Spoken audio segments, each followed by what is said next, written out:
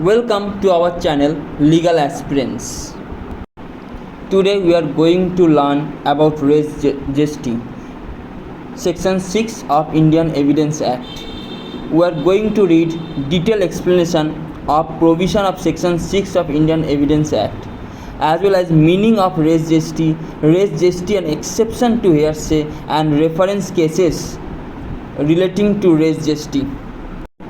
Section 6 of Indian Evidence Act 1872 deals with relevancy of facts forming part of same transaction.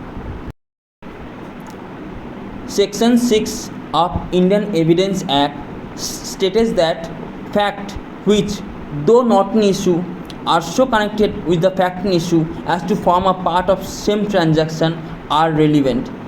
That means a fact which may not be in fact in issue but so much connected with the fact in issue as they are forming a part of same transaction. Therefore, the fact which is forming a part of same transaction is relevant fact, whether they occurred at the same time and place or a different time and place. It may happen that the fact which is forming the part of same transaction may not occur at the same time and place. It may occur at a different time and place also. Now let us understand Section 6 of Indian Evidence Act by some illustration.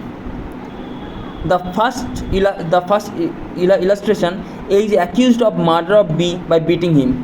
A has been accused of murder of B by beating him. Whatever was said or done by A or B or by the bystander at the beating, that means while the beating was in continuous tense, at that moment, whatever was said by A or by B or by the bystander who was standing over there while they were seeing the scene, they all are forming a part of same transaction, as because between the offense and the saying there is no gap. Therefore, it can be said that they are all forming a part of same transaction. The principle stated in Section 6 is sometimes termed as res geste. The term res geste means same transaction. Therefore, the relevant fact, if it is connected with the fact in issue in such a way as it is forming a part of same transaction, it can be clearly stated to be relevant under Section 6 of Indian Evidence Act. Now, to make it clear, the meaning of the term same transaction: if between the fact in issue and the relevant fact there is no clear gap, it can be stated to be a same transaction. As like where a person has seen a truck was running on the road, and after some time he heard a screaming. He went over there and saw a person lying on the road, and that person told that the person who came running over there that the truck hit him. Now that's as res geste, as because at the same moment there was no gap between the accident and the person who have seen that. It's a clear res geste. Therefore, if there is no gap, that's called same transaction, and the same transaction under Indian Evidence Act is termed as res geste. Res geste, an exception to hearsay.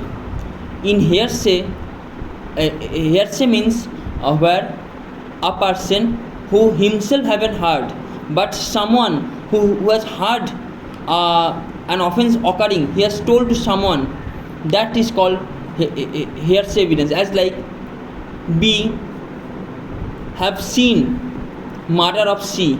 Now B told A that someone murdered C. Therefore, whatever B said to A has become hearsay evidence. Now, res geste is an exception to hearsay evidence, where if a person who has seen the occurrence and at that moment if he says to someone, it become relevant fact under section 6 because it's a part of same transaction and therefore it's a res gesti. Now in case of R versus Foster, it was held that the same illustration whatever I have given before, that a speedy truck has been seen by a person. Now after some time he has heard a screaming. Now when he went over there, he has seen a person lying over there. When he went to that person told to the person who came running that that speedy truck hit him, and after saying that, that person died. Now whatever was said by the person who was died to the person who came running, this has become hearsay evidence. Now it's an exception to hearsay because it's forming a part of same transaction. There are some reference cases which are dealing by section 6 of Indian Evidence Act, that is res gesti. In the case of Ratten versus Regina, it was held that the caller, a woman, give her address in distress, requested that telephone operator to connect the police, but calling could not be completed as it ended suddenly. When the police came to her house, she was found there dead. Her husband was charged of killing her by shooting, took the plea that the fire was accidental, but it was held to be intentional on the basis of her call to the operator to connect the police, as no victim of accident could think of getting the police prior to the accident. The call by the woman and whatever she was said was held to be res gesti.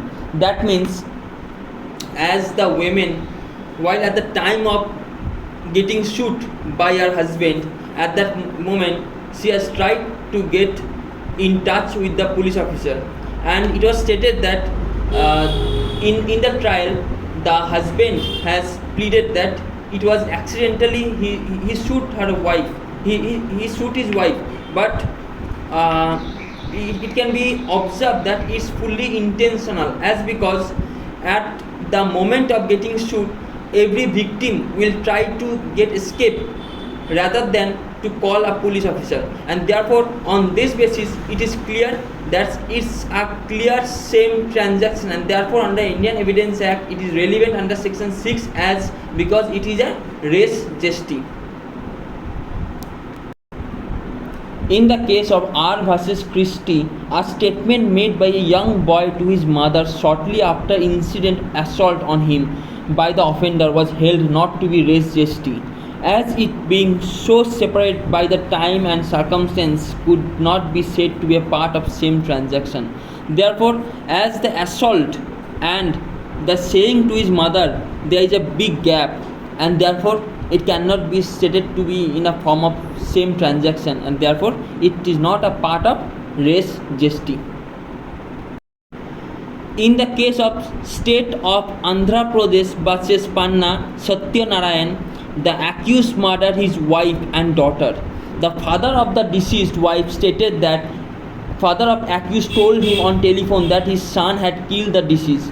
There was no finding as to whether the information given by the accused father to the deceased father that the accused has killed the deceased has either at the time of commission of the crime or immediately thereafter so as to form a part of same transaction. Therefore, the statement was held not to be relevant under section 6.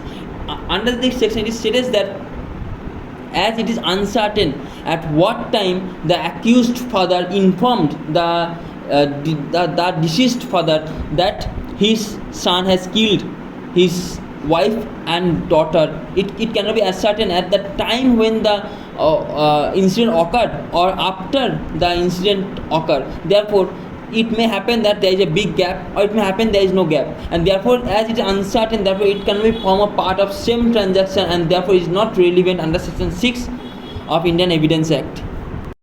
Thank you for watching this video. If anyone like this video a little, please subscribe this channel and encourage us to make more videos like this.